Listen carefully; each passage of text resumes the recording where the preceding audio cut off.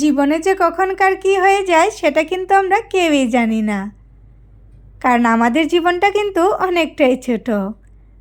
তাই জীবনের প্রতিটা মুহূর্ত আনন্দ আর হাসি খুশির মধ্যে কাটানো দরকার।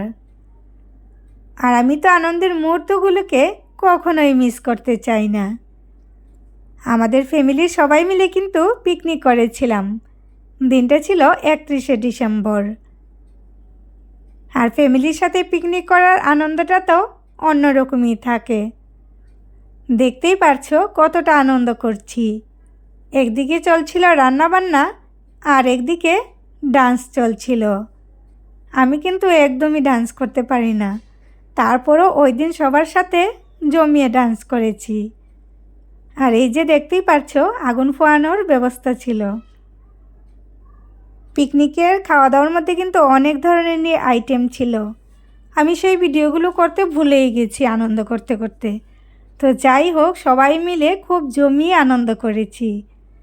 আর এখন হলো খাওয়া দাওয়ার পালা। খাওয়া দাওয়া সেরে যখন চলে আসছিলাম মনটা কিন্তু খুব খারাপ লাগছিল, কারণ একটু আগেই এখানে কত আনন্দ করেছি।